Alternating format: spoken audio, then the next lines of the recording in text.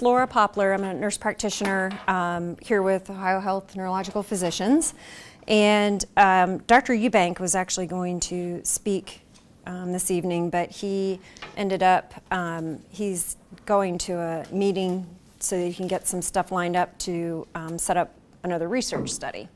So I got a text Tuesday evening from him asking me if I could do this talk. And so I've kind of put this together on the fly, but it is something, I'm going to talk about cognitive problems with MS, and it's something that I feel like I spend a lot of time talking about almost every day with patients. And it seems to be, if you haven't discussed this or noticed this as a problem, I think many times in the past when I've talked about this with groups, it really grabs people's attention because they start to realize, I have this problem, or my spouse or my friend or whoever it is with MS has this problem, and that's what's going on. I didn't recognize really what the problem was. So cognitive dysfunction is a problem with how we think and remember and process information. It's a problem with our thinking. And about 45 to 65% of people who have MS have this symptom. Depends on which study you look at, but it's a pretty big range. A good sized group of people have this symptom. It is probably the most common reason people leave the workplace, more so than physical symptoms, because it almost doesn't matter what you're doing for a living, they're paying you to think. I mean, even if you're doing a lot of physical labor, say you work for 2 men in a truck, you still have to figure out how to get to the right place, how to load the truck, the most efficient way to load, and people are paying you to think. And if you have trouble with those sorts of things, it interferes with the workplace. If you have kind of a typical desk job, and I've had patients that worked the same job for 20 years, they were great at it, and then they decided they were going to upgrade the computer system. And it just throws people topsy-turvy. They can do their job with the old system, but when they have to learn a new system, trying to learn that is a huge challenge. So that's just like one example of cognitive problems. It can be problems with word finding, what we call visual spatial problems. So, and I definitely think I have a deficit here. It's where you're trying to get yourself oriented. So when they built this part of the hospital, the group of people I work with, we came over a couple of times to kind of get the lay of the land, figure out where we were going. And I did work here many years ago. And they kept teasing me because I was constantly getting turned around in the hallways. I just could not figure out, and part of it was, this was a parking lot when I worked here, so it wasn't like a building that I was familiar with. But everything had changed. The main hallway used to be covered with pictures 17 years ago when I worked here, and now it's just the plain old bland hallway. And I didn't even recognize it. I didn't realize where I was until I got down to one of the other major cross hallways. I was like, oh, all right, I know where I am. The parking lot's over here. But to get myself oriented was a huge challenge. I am the worst person with directions. I think one of the greatest gifts God gave us was GPS. I am horrible with directions, and a lot of my patients are too. We have patients who they've been to the office 2 or 3 times, but that's been over the course of maybe a year, year and a half, and sometimes they're late for their appointments because they can't remember how to get there. They're like start out and they know to get on 315, and they're like, oh my God, what exit do I get off at? Or things just don't look familiar, and they get turned around. So this visual spatial thing it can also be problematic if you are, say, trying to find, when you're looking at a busy computer screen and you're trying to pick things out, it can affect how the ability for us to shift our eyes around quickly and find things. If you, say you open up your cabinets and you're looking for oregano. And there are all these spice bottles. And oregano can be front and center, but you can't find it. It's that kind of stuff. So it can trip you up in a lot of different ways. It makes multitasking difficult. So you might be trying to cook dinner, the phone rings, and you either burn dinner or you only get part of the phone message, because trying to listen and take notes and stir whatever's in the pan, there's too much going on. It's too much to process. Speed of information, how quickly you process information, can also be affected with cognitive dysfunction. So when information's coming at you quickly, it can get overwhelming and it's just too hard to absorb it. Poor attention span is another issue, so people just have trouble, and I can see it sometimes during office visits. People are I can see them sort of tuning out. It's too much information, they're tired, and it's just a lot information for people to hold in their head. So those are examples of cognitive problems. It is not dementia, it's not Alzheimer's. I think that's the best bit of news I can give people with MS. It is, as best I can tell as a person without MS, it is the same stupid, goofy, annoying, frustrating, and sometimes embarrassing things that everybody does. It's just that people with MS will sometimes do that more often. So they might have a birthday card for their nephew that is supposed to be for an August birthday, and they might accidentally mail it in April because they get April and August twisted up because they both start with A. Or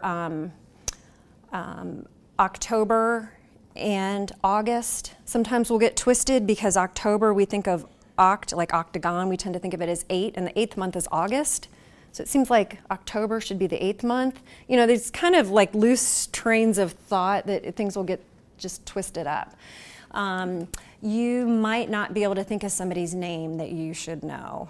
And a lot of times you can fuddle your way through those things, but if you're in a conversation and you should know somebody's name and you have to introduce them, it gets a little embarrassing sometimes.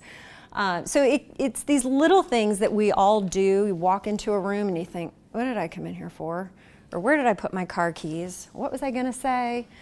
What's that word, this thing, what is this thing called, that holds your water and that thing? You can't come up with the right word, that sort of stuff. Well, my biggest problem is I can set this cup right there. Mm-hmm. And I'll look at it. And I'll look away and then look back and it looks like it's not there. Yeah. And I'm like, I got. And you look again, you're like, what's right there in front of me? And this has been going on. I work in my garage and I'm working with building cabinets. I'm like, just to keep, and I'll put a piece of wood here. Yeah. And all of a sudden it's over here. I'm like, when did I do that? Yeah. It must have been me, but I don't know when I did it. So that is normal. That's a very common thing, yeah. And that sort of like putting your cup down and then look away and look back and like, where's my coffee? Yeah. That's that visual spatial thing that sort of the comparison would be, I was saying, people can't, on a busy computer screen, you can't find the information you're looking for. Mm-hmm. And a lot of times if you just take a second and go back, it's right there. I had multiple times that I went to the kitchen, I filled up the jar with water to take it in to where I was, and I left the kitchen and I didn't have the water with me. I went back into the kitchen to get the water. It took me like 3 tries to be able to remember to take the water with me when I left the kitchen. Yeah, so then you left with an apple and you still left the water on the counter or whatever. Yeah, so it's like easily distracted, and I have lots of patients that will say, I have all sorts of tasks started and I have none completed because of that right there. They go into the kitchen to get their water and they notice there's a spot on the floor and they go in and they're going to get a paper towel to clean that up, but oh, the trash is full, and they take that over and they're going to empty that, but oh, there's a smudge on the door. Pretty soon there are paper towels and stuff all over. You still don't have your water. The trash is sitting at the door. It didn't get out. Are you saying these people did not have these problems before they had MS though? Right. Yeah, we all kind of do that sometimes, but you do it way more often. Not everybody with MS has this, but it's a common symptom, and yes, so then it starts happening more frequently. And you're right, was that you that said about age? So some of that, there's a little bit of, and we'll talk about that, but a little bit of decline with age, just a little. You still should be able to run your life, but the tests that we do to measure it, how you get graded depends on your age. Sadly, after about age 35, even if you don't have MS, from that point on, your brain just keeps getting smaller and smaller. And that's why we get a little fuddled up with age. But it shouldn't be like a dementia kind of thing. Yeah, because I'll write down formulas, I'll be working formula for this, and I write Mm-hmm. it down, and I'm like, where'd I put it? Yeah, yeah. So I got a book, I put it right on the table, Yep, that's the way to do it. no cover. It's all about being organized My cat, and consistent. Do not touch this book, nobody touch it. Yeah, it's in the same spot, it's organized the way it makes sense for you. That's where you keep that. Any kind of routine that you can establish helps combat some of that. And keeping stuff organized for sure. Is this the wrong time to ask a question? No, anytime. Is in your practice, I know we did not do this, but should they not do some kind of a test with us in the beginning when you find out and then see how it progresses like that? Is there some- Well, actually, we're going to start doing that. We're getting things teed up to do that.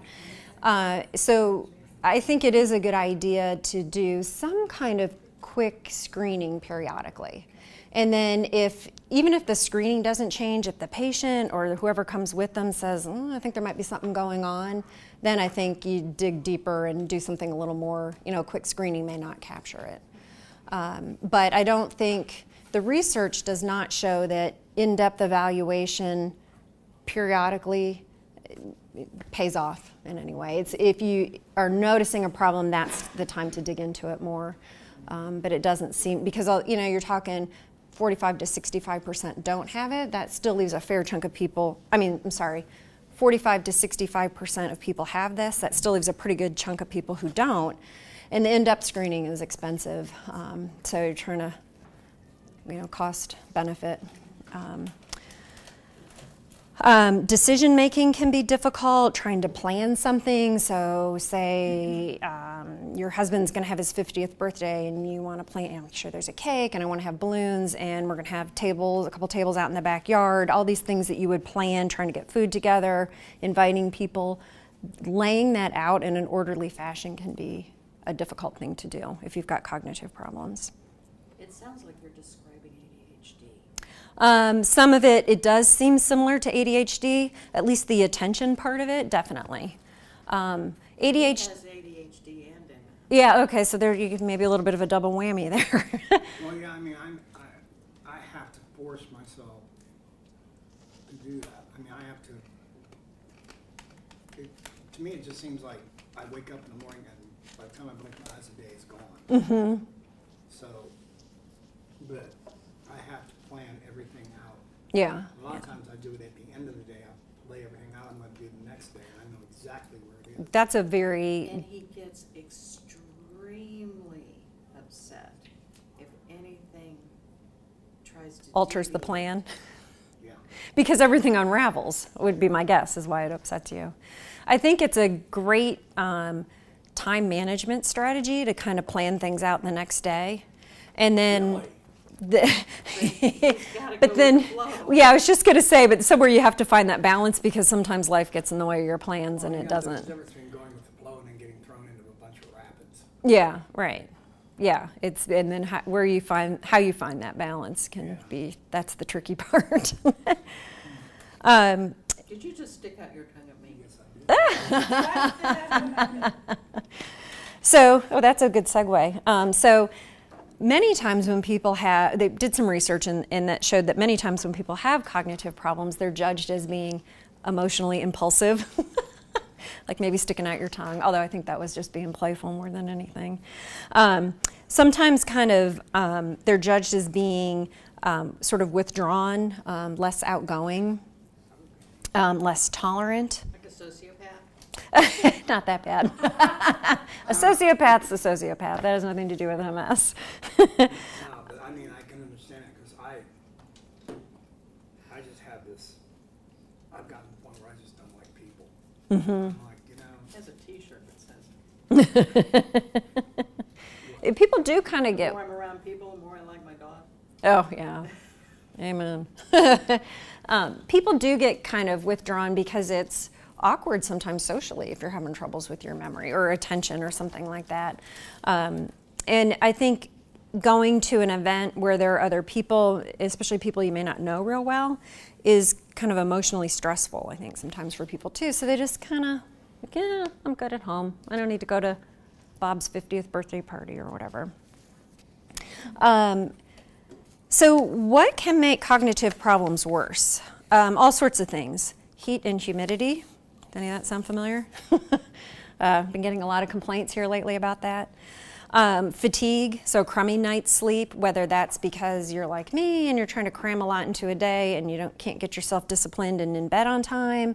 Maybe it's a newborn in the house. It might be that dog that keeps shoving you over closer and closer to the edge of the bed, and you wake up, clinging to the edge, and the dog has the whole rest of the bed. It could be a sleep disorder, sleep apnea, restless leg syndrome would cut into sleep. There are some other, like periodic limb movements of sleep. There are some other less well-known sleep disorders that keep people from really getting good, efficient sleep. So anything that, things like that could make you tired. Drinking excessively is not a good choice. That dulls us over the long run. It certainly dulls us while we are doing it, but also, yes, drinking alcohol excessively. No, hydrate, that's great. But hydrate with non-alcoholic stuff. Well, see, I don't know if anybody else does it, but occasionally I'll go to bed, fall asleep, and it feels like the muscles start, they jerk, and it's like, It's an involuntary movement. You're not doing it, yeah. yeah, but our bed, it vibrates, and it's like, I'm like, oh God, I can't wait till she turns it on. But after it's on, certain parts of my body kind of rebel, and they're like, oh, you don't like that, and it wakes me up. Yeah, so the spinal cord, if you've got lesions on the spinal cord, that's can create a lot of sort of hyper-excitability, hypersensitivity. So vibration might be just enough that it ticks off the spinal cord, and then your legs you get in spasms, and that'll jerk you up out of sleep sometimes. But it might quell other symptoms. It sounds like overall it's probably a plus for you to turn that on, but. Yeah, because most of the time I can get like maybe 5 hours a night, but lately it's been like 2 to 3. Ugh. That's it. Yeah, that takes its toll. So you might talk to whoever's helping you with your MS, because they might be able to give you a little muscle relaxer at night just to quiet that down so you can sleep better, or, see what options they can come up with to help with that. Something like Flexeril? Possibly. It probably wouldn't be the first one I would go to, but I would need to know more about your history. And She hates it when I do that because it's like I'll read up about a drug. I'm like, no way. Yeah. She's like, yeah, but they say this does it. I'm like, no. Have you read about baclofen? That's probably more where I would go, but it really depends on what you've tried, what your history. I would need more details to. I told her I want a complete sensory deprivation change.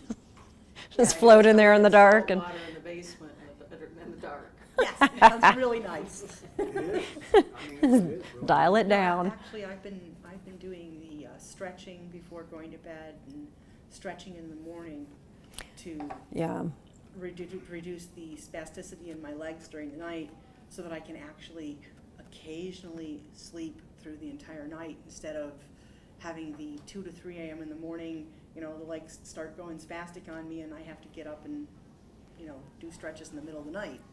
Stretching is, I think, my favorite non-medication thing to recommend, because so many times patients come back and say, that works.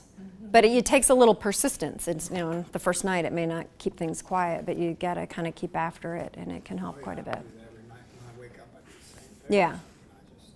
And throughout the day, spend a few minutes, stretch those muscles out, but stick with it, and it does pay off. Depression, either untreated depression or undertreated depression, can definitely make cognitive dysfunction worse. So spending a few minutes thinking about that. How is my mood? Is it controlled? Do I have a ton of anxiety? Trying to reel that in can be extremely helpful. I think people who are under a lot of stress oftentimes do not function at full par. It's, and I think a lot of this stuff is true whether you have MS or not. A little bit of stress can be good, and it can motivate you to make a change. I'm going to get in bed on time, or I'm going to stretch before I go to bed. But when you're getting overwhelmed with it, then people kind of decompensate. I know I was in a car accident a couple years back, and there was no big deal. But every time I thought I had everybody's insurance information, I would go back and look, I'm like, I don't have that guy's phone number. So I'd go get that and I'd look and I'd think, do I have everything? Because I was trying to cram it on this little, scrap of paper I found in my glove compartment. And I felt like it took me 3 tries just to get everybody's contact information. Nobody was even hurt, but it just startled me, I think. I don't know why I got so Twitter-pated. I was less startled coding patients than I was at this stupid accident. But somehow I was so rattled, I could not see the forest through the trees. Thyroid problems, especially low thyroid, if that's not treated, that can cause some kind of mental sluggishness. Anemia could, if you have real bad anemia. So there's some medical things that should be checked also when if you discuss this at an office visit and you're trying to have this evaluated. And then there are medications that can make it worse. And a lot of them, unfortunately, are medications we use to treat other MS symptoms.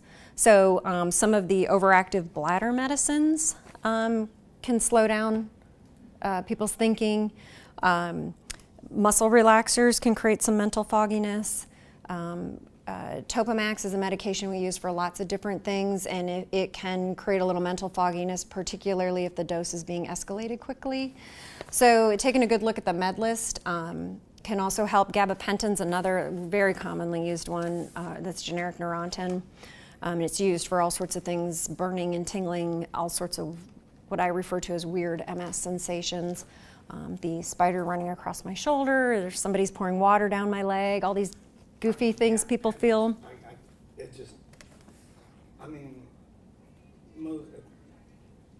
didn't like it. I don't like it because it just makes me. Gabapentin, you're talking about? Yeah. It's like, you ever hear the guy that he's a great guy and everything until he starts drinking whiskey? Oh, yeah. That's Occasionally that will happen. On gabapentin, you put me on gabapentin, and it's like. Dr. Eubank will kill me. We had a patient who was sort of like that, but in the other direction. She was like, I love you, man, on gabapentin. And she pinched Dr. Eubank's butt. It was like, and that is one of the few times I've ever seen him caught off guard. So she was kind of that same way in the other direction, and it sort of threw him for a little bit of a curveball. Oh, boy. So yeah, it's medication sometimes will throw in a little gas onto the fire as far as mental fogginess goes. And then the other big one is untreated or poorly treated MS. Now, sometimes we get into a jam with MS and people have different kinds and there aren't really a lot in terms of treatment. But for relapsing forms, there definitely are treatments available. And what is ultimately creating this problem is lesions on the brain. There's little nerve fibers here and there that are getting damaged, and so we don't process information as quickly. So any way you can decrease your risk of more damage happening is the way to go. So keeping your MS tightly controlled is very important.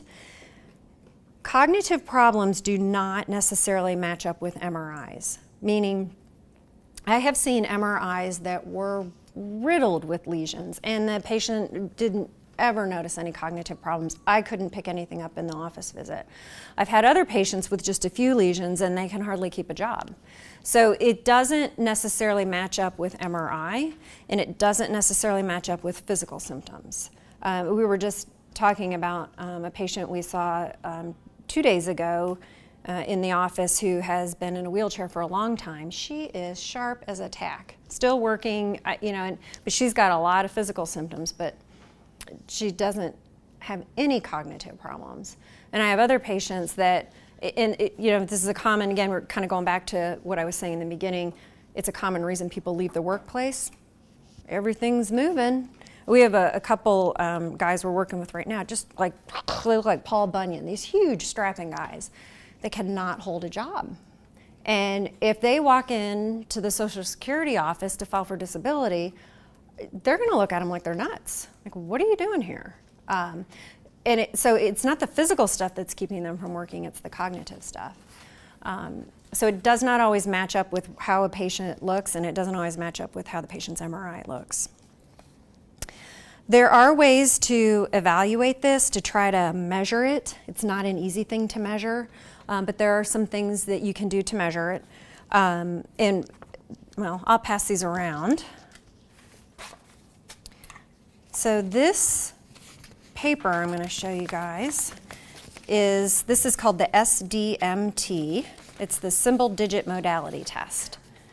And this is the one thing, this is not the one thing, this is one thing we are going to start using more often in our office visits to see if we can capture changes in cognition. So it might look kind of self-explanatory when you see it. There's a key at the top, and yeah, don't memorize it, because you might be using this in the office. Thank you. And there are, in case you do, there's more than one version. So there's a key at the top, and then with these different symbols, and then each symbol has a designated number. And then you can see as you move down, you've got these symbols, and there are no numbers beneath them. So the idea is figure out which number corresponds to which symbol. Now there's a written version you can do, or you can do an oral version. So you call out the numbers and then somebody else writes them in. So if you're going to be writing them in, it's going to take you, you're going to be slower doing it than if you can just call out numbers and have somebody else write it in for you. What's normal for this test depends on your age, as we were talking about before. If you, say, are younger than 13, we're going to expect to see scores a little bit higher. It also can be influenced by how much education you've had. So if your last time in formal education was high school, the numbers are a little bit lower than if you went on to any education beyond that. So there are some variables you have to look at to determine what is a normal score. But it's somewhere, for most of our patients in the age group we see, 55 to 65, somewhere in there would be a pretty typical normal number. Within a minute. Oh, I'm sorry, you get 90 seconds. So it's how many you accomplish in 90 seconds? Yeah, how many you get right. So you have to go in order. Like you can't pick out all the ones that look like the parentheses and fill those in and then go back, and you got to go in order across the board. And you want to do it as quickly as you can, but accuracy definitely counts. So don't go flying through it too fast and then you miss a bunch, and that's going to hurt your score in the long run. So that's the SDMT, and we're going to start using this. We use this in studies a lot of times, and we're going to start using it in regular office visits, and we're hoping to get it, I don't know when this is going to happen, but we're hoping to get this set up on an iPad so that you will put your little headphones on, they'll explain the instructions, and it times you, and it'll be the keyboard with the numbers, and these symbols will flash, and you just punch in whatever number it is.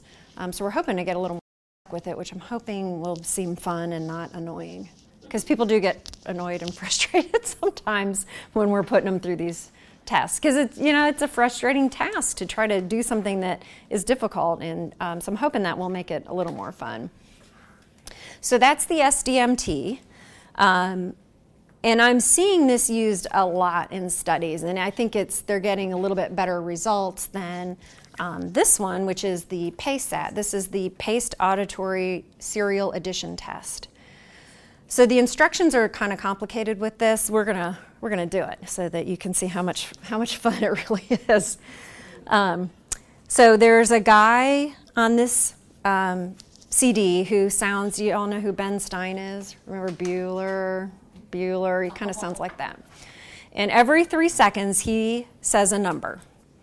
And what you are supposed to do is tune out all the other distractions, and you are always adding the last 2 numbers that he says. So you're not doing a running total. So if he says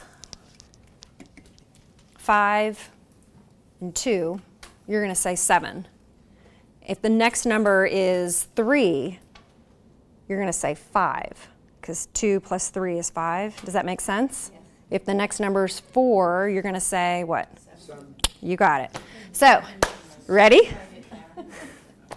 I won't put you through the whole thing because it's long, but we'll do it, and I'm going to have you guys just yell out the numbers. If you get out of place, don't worry about it. Just pick up the last 2 numbers he said and jump right back in. it's humiliating. That's all I'm going to say. Well, it was for me. Maybe you guys are going to do better. It's kind of fun, though, since you know nobody's grading you. All right, hopefully this will be loud enough. If not, I can bump it up. Boy, the lighting, it's hard to see here.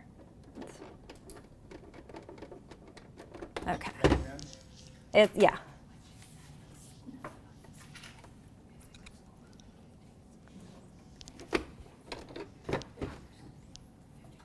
The first number will follow in 5 seconds.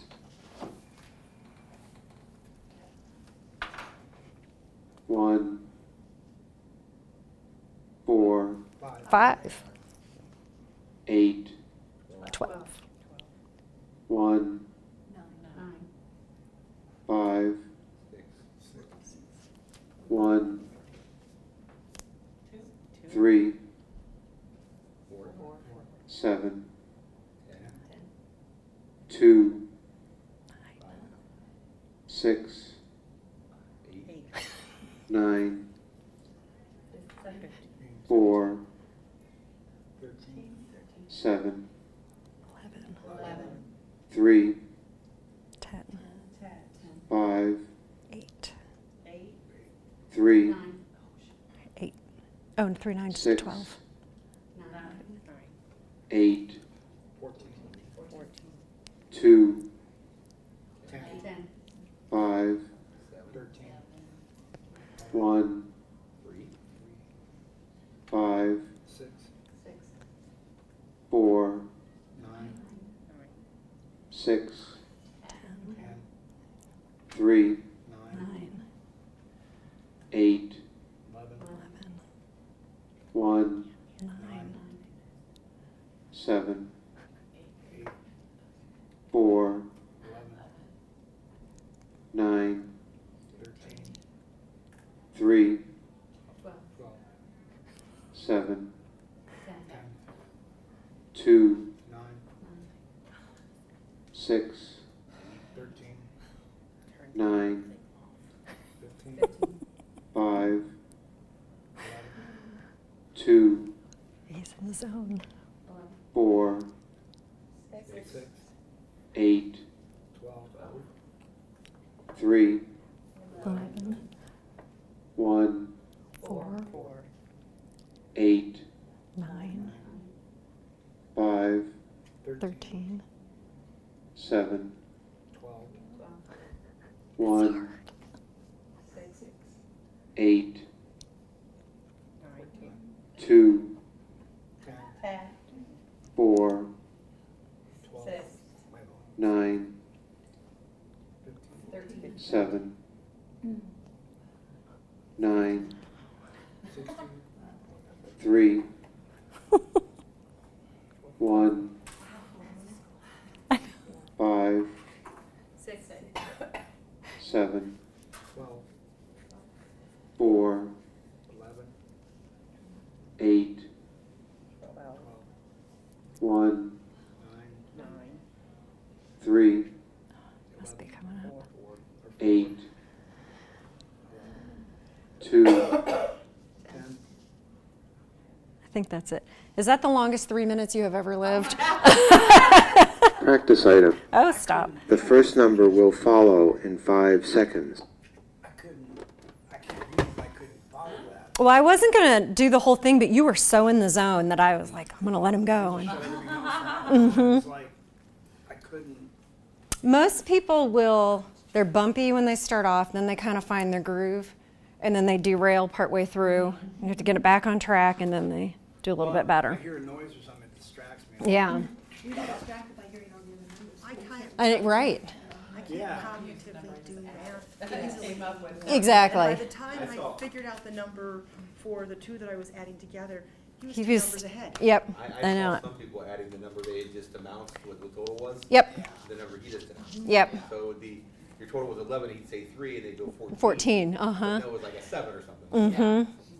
Yeah, it's very easy to do that. So you can see how torturous it is, and not even the people who don't have MS are like, "Ugh, how do you do this? And this is a one-on-one thing, I hope. Yeah, you're supposed to do it in a nice, quiet room. I always sort of cringe because it seems like every time I do this with a patient, there's an overhead page for someone to call 7060 or something. I'm like, shh, people are trying to add. Yeah, but wouldn't this be something to use that would actually build up your? There's a learning curve for sure. So usually it depends on the study design, but a lot of times when we do this in a study, the very first visit, we do this 2 or 3 times, and I can see the score get better because it does take a minute to kind of get your sea legs with it. And then when people come back, they're, oh, when they see me pull this out, they just cringe.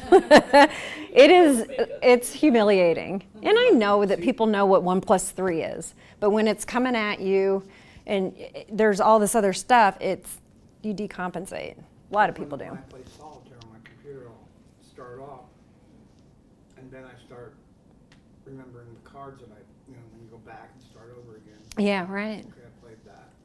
Yeah. And after a while, I'm not losing. But You get better at it. But I use it to keep what I got. Right, exactly. So is it illegal if you sit here and sort of? Yeah, you're not supposed to count on your fingers or. No, just help you remember the last number. Yeah, so if 3 is the last number, you're not supposed to like, Hold 3. yeah, or 6. Yeah. That's what I was thinking. Your goal is Yeah. winning. Right. You can get yourself organized to do that. It's supposed to be what you can hold in your head. So challenging, as you all see now. What really cracks me up is, so there are 2 versions of this, lest you memorize it. And there's also one, which I've never actually seen them use in a study. So this is every 3 seconds, Ben Stein says a number.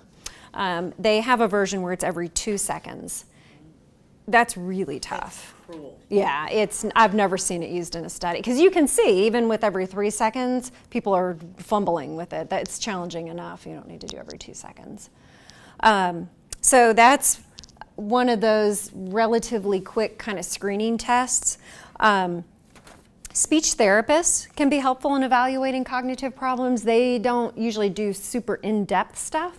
But if you're looking for just kind of a general overview, how bad is this problem for me, speech therapists can help evaluate that and kind of help you work up a game plan for how do I make the most of my strong areas and what do I do about these weak areas. There are lots of facets to cognitive function, and it's usually a problem with an area here or there, not all of them. Are you doing this test to all of your clients, or are there specific directions that you realize different people have different things, so you only give it to certain people? So this symbol digit one, we're going to start doing for everybody, if they will agree to it. We're still trying to get that set up and running, but that's our goal. Part of it, you have to have someone who's got the time to explain it to people and administer it, and you need a quiet space, so we're trying to carve that out in a busy and sometimes noisy office. So once we get that kind of set up, then that's going to be our next step forward of, it's people sort of laugh because over the years the office visit has evolved, and we're now down to like, can you come 30 minutes before your appointment, because we have a whole bunch of testing we want to put you through first before you even get in the room with the doctor or whoever you're here to see. So this is going to add on to that, because there's a whole bunch of other things that we walks in the hallway and peg tests and things like that. If you really need to have this evaluated in depth, then a neuropsychologist is the person that really you need to be hooked up with. So I was saying that we have a couple of really big Paul Bunyan kind of guys that are having trouble with employment. That's who we hook them up with, because the neuropsychologist can evaluate them in much more detail and put together a report that helps people understand why this person is having trouble with employment. So that's their specialty, is how we think and remember and process information. So they see a lot of patients with MS, they see patients who've had head injuries, all sorts of different neurological problems that could create problems with memory and thinking, that kind of stuff. And they do a nice job of articulating specifically what the problem is. I think patients a lot of times have trouble finding the words, but they know something's not right. But when you study this, these people that do this, they're not doctors, but they have a PhD. They've got a doctorate, high level, lots of education. And because they've studied it so much, they can just articulate it really nicely in a letter and where the problems are. And then they will also, before they do all the testing, they meet with you because they need to know, what is your educational background? Do you have ADD? What were your grades like when you were a kid? Did you drop out of high school? Did you get kicked out of high school? Because all of that then affects how you interpret the scores. So they will get a more detailed history and then put you through the testing. But it's been extremely helpful to have them and really articulate it for a lot of our patients. It's really helped them understand where their deficits are, where their strong suits are. We have used neuropsychological testing to help people explain to their employers why they can work. So if their employer's trying to kind of shove them out the door, I did well, back off, or I did well, but I get tired toward the end of the day and my production declines. So you have, if you've got MS, the Americans with Disabilities Act covers you, and you have certain rights and responsibilities under that act. And your rights are to what the act refers to as reasonable accommodations. So you can't just come into OhioHealth and say, I have MS and I work here and I want you to revamp your whole computer system so that it works for me. That's not reasonable. But you could say, my production is going to be, we need to set it up so that 80% of what you expect is acceptable, that's not held against me. Or I need an extra 15-minute break during the day, or I need to be able to have my workspace in the corner where it's quiet and there are fewer distractions. There's better lighting. I will check my email at the top of every hour, and my voicemail at the bottom of every hour, and not in between. So if you need me urgently, you come knock on my door. See, in theory, that's great, but if an employer wants to get rid of you, it doesn't have to be because of your disability. Well, yeah, I mean, they They can come up can with find ways to wheedle-deedle things, and yeah. seen that happen way. Well, this is an at-will employment state. Because it's an at-will employment state, they can say, we just don't need your job anymore. Yeah, but they can't, that's true. Too many thoughts going through my head.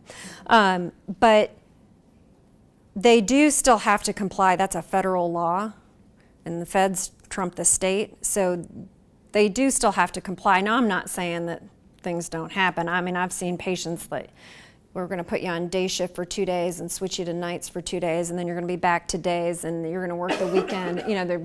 You can tell it certainly appears that they're not treating the patient very fairly. Well, yeah, I they can can make sign you above quit. my computer that said, no questions that require thought after 11 p.m. Yeah. I was working second shift. Yeah.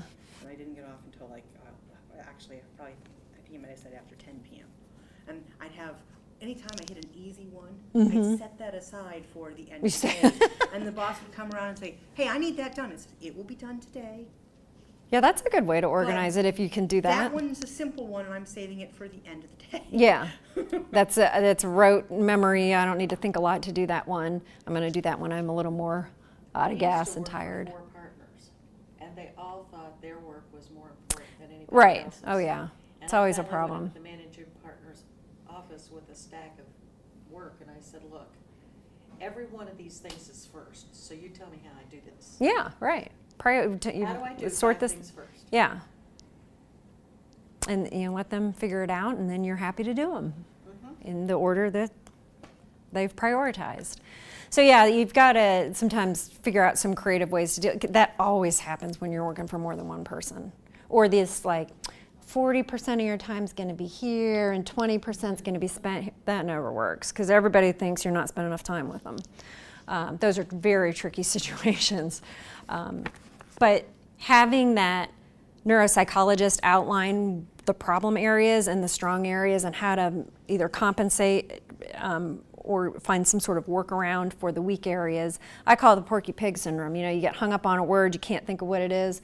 Porky Pig would get all stuttery, and then finally he'd just find some other word to get his point across.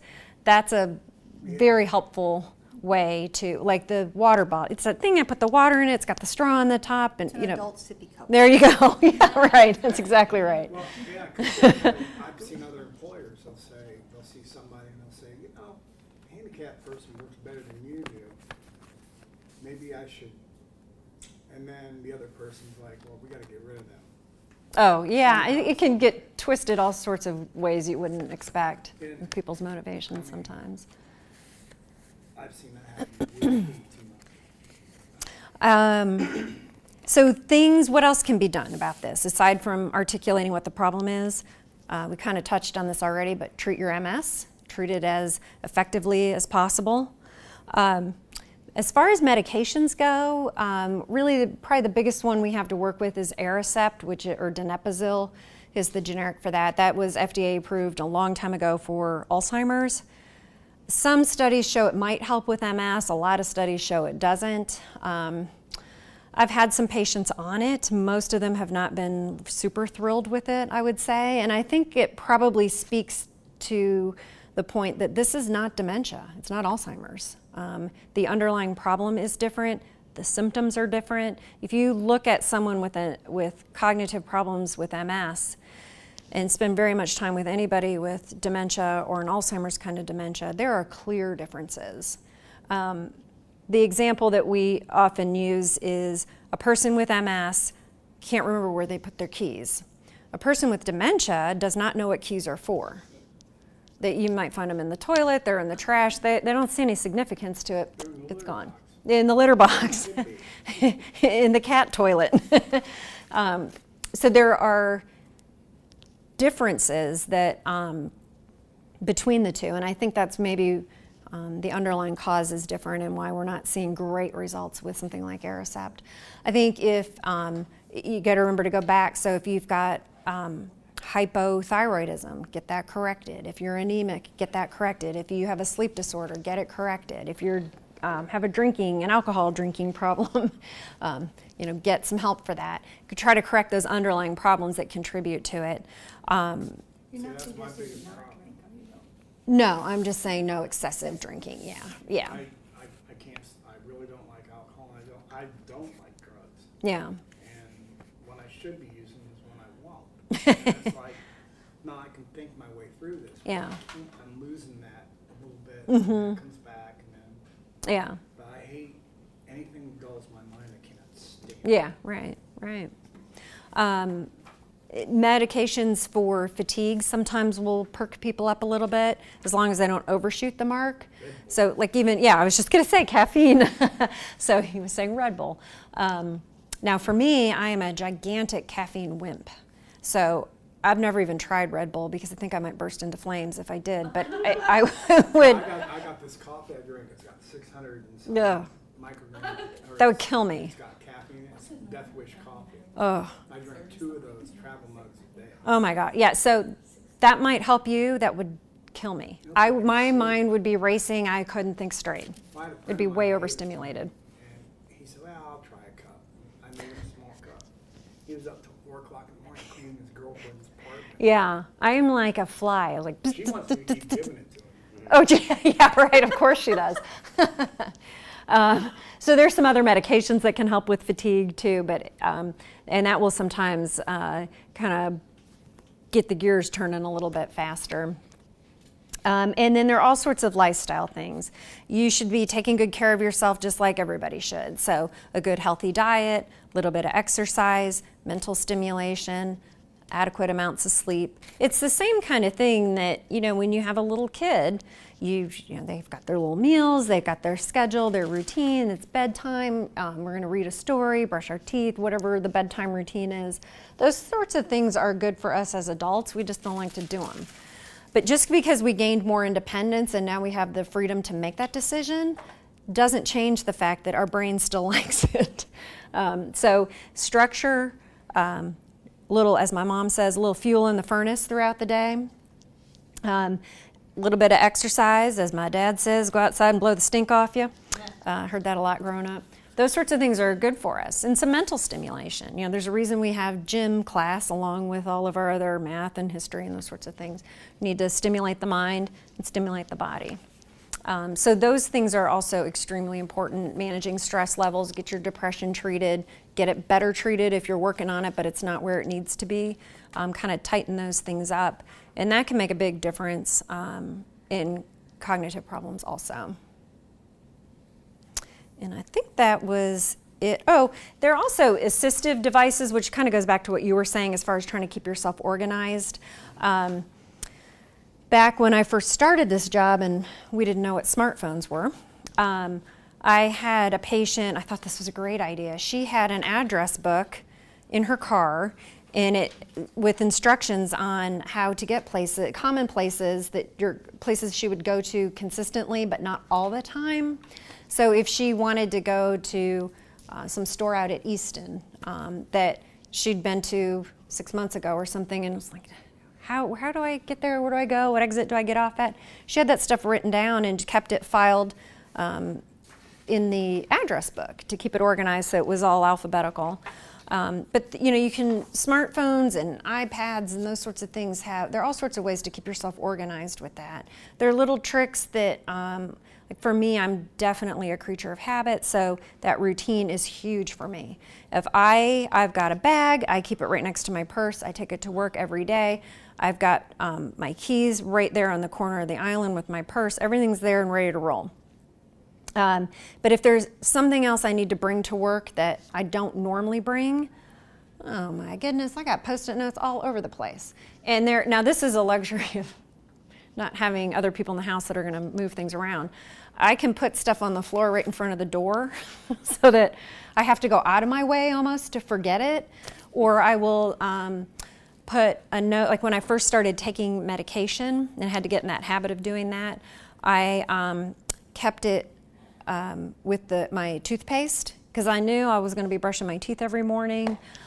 Things that I have to do first thing in the morning, I will write it on a Post-it note and stand in front of my bathroom mirror, and I stick it on the mirror right where it's going to be in my face on the mirror so that I can't miss it. I often, like now I'm taking this camera home, and I will take my car keys, because I bring it in the house, I'll set the car keys on the camera, Yeah, so I cannot leave the house without the right. camera. Yeah, that's a great Not idea. because it's just something I have to do, because I will walk out Yeah. and go to edit the video, I'm like, oh, the camera's at home Whoops. by the back door. Yeah. Yeah, so. I've clipped Post-it notes to my key ring. I've stuck them on the steering wheel. With the camera. Yeah. Grab them both on the way out. I've got my keys attached to my cane. There you So go. I You're cannot never leave leaving the home house without it. without the cane. Yep, it's great. And you're not going to leave your cane at your doctor appointment, which happens more times than I can count. Because you get out to your car and you're like, oh, I don't have my keys. Right. Yeah, that's a good idea. I do that in the store. I'll put my cane down and get something. I'm in the scooter. Yeah, I'll go, uh-oh. right. It's easy to walk off without them. Yes. Are there any like other like exercises? I mean, all that stuff, like certain games. Like I know Lumosity. Yeah. You know what I mean? Yeah. And I know of it kind of helps. I do that. It's just to try to help my memory and keep my memory. Is there anything like that you recommend for? Yeah, I think Lumosity is great. I don't know what the research shows with that, I mean, but I think it's any kind of, it should be challenging, a little bit challenging, not super challenging, because it shouldn't be defeating. But if it's something that's real easy, it's like lifting weights. If you get a half-pound weight and you do this, and you could lift a 10-pound weight, you're not going to get the benefit from it. Depending on what you do with that half-pound weight, half-pound might be plenty. 5 pounds here doesn't weigh that much. 5 pounds out here can feel a whole lot different. So yeah, it should be something that's a little bit challenging, not over the top frustrating. So if it's challenging you and you get to that point where you're getting pretty frustrated, put it away, come back, do it later. It's not, you're not in school. This isn't like graduation's in a week and I got to pass this test. You don't have to get that stressed about it. My dad, and I know why he's doing it, he's retired, but he's an engineer. And he does is it Sudoku or Sudoku? I can never remember which way it goes. Every day he does one. And I know he's working those numbers in his mind. He just needs to know that he can still do it now that he's retired. He's just testing himself. Because he normally would never do like crossword puzzles or that kind of stuff, would not interest him. But I know that's why he's doing it. I would bet him a paycheck. He'll deny it, but I know that's what he's doing. To take like the words and then make them a different color. Oh, yeah, right. You're like, So the word green is printed in red or something, and yeah. And that works. Yeah, so then you have, Right face, right whole. do you say what the word says or do you say what color you see? It's hard to do. Yeah, it is. It's surprising. It's, Well, but in it's, other words, you have to just that's why I say, that's why I like solitaire, because. Yeah. color the same as what. The one I've got, I can make it So it's anything I want. Mm-hmm. And I can, once you keep doing that, it helps you remember the numbers. Yeah, yeah. How numbers play out.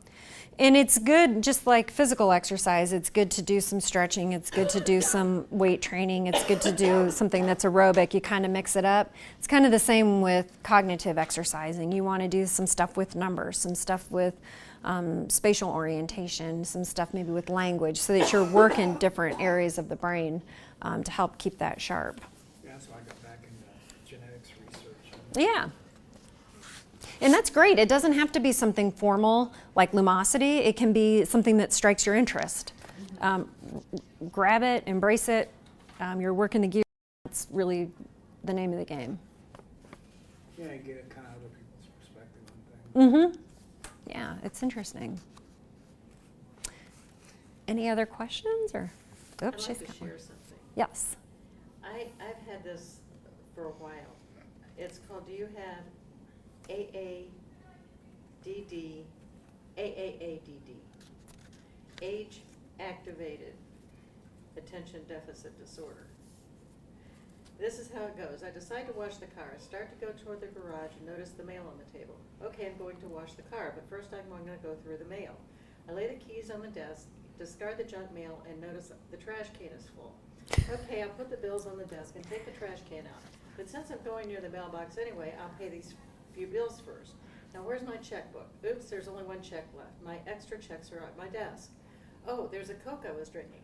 Okay, I'm gonna go look for those checks, but first I need to put my coat further away from the computer, or maybe I'll pop it into the fridge and keep it cold for a while. I head towards the kitchen and my flowers catch my eye. They need some water. I set the Coke on the counter and This is you. there are my glasses. I was looking for them all morning. I better put them away first. I fill the container with water and head for the flower pots. Ah, someone left the TV remote in the kitchen. We'll never think to look for it in the kitchen tonight when we want to watch television. I better put it back in the family room where it belongs. I splash some water onto the pots, onto the floor. I throw the remote on the soft cushion on the sofa. I head back down the hall to try to figure out what was I going to do. End of the day, the car isn't washed, the bills are unpaid, the Coke is sitting on the kitchen counter, the flowers on half watered, the checkbook still has only one check, and if I could seem to find my car keys.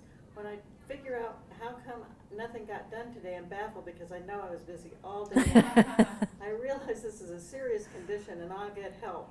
But first, I think I'll have to check my email. Yeah. So imagine that in the workplace and how well that goes over. It's kind of hard to be productive. But see, that is a lot of people with MS are just like that. Yeah, right. I get like that. Mm-hmm. I get frustrated, I get angry, and it's like nothing makes sense. Mm-hmm. It is frustrating to work so hard and at the end of the day have not a ton to show for it. Boy, Discouraging. I use a written schedule book, and I write down what I plan on doing, I check off when I get things done. If I do something that wasn't on my plan, I write it down and check it off so that I know that I did actually do something today, A sense of accomplishment. Yeah. you know? When I was working here doing bedside nursing, we called them our brains, and it was a piece of paper. It was bigger than this, but you had the patient, the room number, the patient's name, who their doctor was, diagnosis, and then things that you, like make sure you get these labs drawn or whatever else they had to do. And color coding it for me was huge. I had stuff written in pencil, stuff written in black ink, and stuff written in red ink. So my stuff that I had to call a doctor about went in pencil, because then once I got that taken care of, I could erase it. But it helped me kind of organize so that I didn't have to call the doctor 15 times in one evening. I could bundle those and call them all at once and say, okay, and then on this next patient, and I could just run right down my list. That helped me immensely, keep that schedule. Now, the only problem was putting it down and walking out of a room to do something. Like, Getting where you put it. where is my brain? Once I found it, though, I was back on track. I could get myself organized again. And that was, as a new nurse, I think one of the most helpful things for me to keep, you're trying to keep a lot of balls juggling, and that was the thing that probably helped me the most. 10 minutes with a pair of wires stuck in my hands on. Where the hell did you put them? I know. I did the other day. Oh, where did you put them? And they were in your hand? Oh, I thought you were going to say, where's the wire I want to clip? Are they? Oh, my gosh. I went to the garage, back in the kitchen, back in the bed. Okay, my standard trick is when I have a problem with, I don't remember to eat. So if I go to the kitchen and I think about food, that counts as eating food, right? And if you put it in the microwave, that counts as eating food, right? You know, so if I leave the kitchen without having actually eaten the food, I take a piece of silverware in my hand and I'm not allowed to set it down. Because that is reminding me that the task you are currently on is eating and you have not. You have not completed this task. Yeah, see, I was telling my kids, I used to tell them to clean their room, and I'd look at it and go, well, you thought about it, so there's 90% of the job done. All you gotta do is the other 10%. That's clean right. it up. Easy peasy, right? Yeah. Those are good tips. Yeah, like I said, and I totally use the color coding thing because Yeah. Those sorts of schedules and structure, I think it's huge. We have this nifty pen that has 4 colors in it. Yeah, yeah. And you can pick green or red or Blue or black. Mm-hmm. in the same pen. Yeah. Those are old school nursing pens. Every nurse had one of those pens. Nurses in there always had those. Yeah. The white uniform and that pen. I went one had her in cab. She's looking around and go, "What are you looking for?" She goes, "I can't find my pen." I went like that, and she goes, "Oh, silly me." Yeah, how many times have you done that with your glasses? Yeah. Where are they? Digging in your purse and they're up here. and I have to, how many times in the morning I go downstairs and I get a couple steps downstairs and realize I've left something. And I go back upstairs to get what I left. And then I start going downstairs again and realize I've left something else. Oh, And yes. it's like, Just like the when I actually make it downstairs. you're doing the stair climber in the morning. Getting your exercise in. Any questions? We covered just about everything. That was pretty good talk. I wasn't sure, since this was so last minute, I didn't know what I was getting into, and I always think this topic always speaks to people. I mean, even people without MS are like, oh yeah, I can relate to that. Yeah, I've never talked in one of these before. Yeah. I'm here to tell you about where I do with my keys. Yeah, right. And here you are telling us about your problems. Oh my gosh, there are times when I think maybe I should get my head in that MRI But I because still don't think on that one where you're trying to add the numbers together, that if you can find some way, like using your I mean, you found a way to deal with it, so why can't you do that? That doesn't- I know. Just for the initial test. it's so I think what they are trying to do is make it so it's consistent for you and you and you. And if somebody's got some dexterity problems where they can't do that, then it gets a little harder to compare scores. So I think they're trying to keep it as But see, maybe consistent. all of us can't remember things that well. Sometimes Right. I'm using math and sometimes I have to count on my fingers. Yeah. period. Mm-hmm. That's really not right. If you have find a way to do it, and not writing it down. If you think Yeah, it's a way to right. do it, you should be able to do it. I had a patient, we were doing that, and it was his first time for the study, so we had to do it 3 times. And he was just bombing. The first 2 were horrible. And then the second time we had to do that, and then in between we were walking in the hallway and doing some other things. So the third time when we came back to do it, he sat down and he had his chair turned in another direction, and he was like acing it.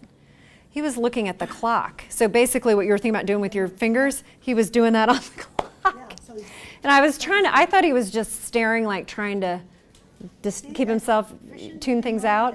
And it was, yeah, it's great problem solving. And so certainly in real life, that's a great way to problem solve. Eyes and shut everything else out. Yeah, that's kind of what I have to do. I don't want to see things. I like to get rid of the visual stimulation. You should have some of the ear things or something when you're giving this test for a person. So you maybe even be able to talk to them if you could, so they can block out on the set. Yeah. The only thing that you need to be able to tell them, well, it would depend on the test. Like that one, where you could definitely do that. This one, of course, you got to be able to hear the guy, and you have to be able to hear instructions. So if people just completely derail, then I will say, just pick 2 numbers and jump right back in to kind of get them back on track with it. But yeah, that one you could be deaf as a post and do that one. I also know that I comprehend if I can see it.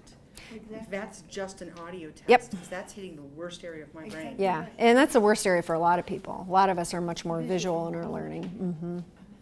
But it's a level playing field for everybody is the No, it isn't. difference. Not when we're more visually oriented. But if everybody is more visually oriented and everybody has to deal with this, then it's a level playing field in terms of trying to see what's normal and how far off the mark are you. So if you're consistent with the rules, then it's easier to interpret the data, the results. I think the only reason they do that.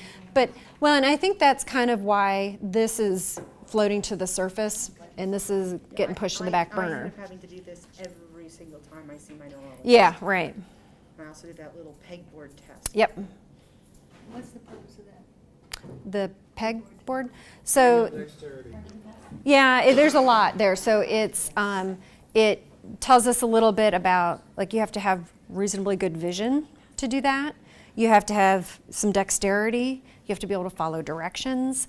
Sometimes people have great dexterity, but they can't put the peg where they intend to. They've got this, it's called ataxia.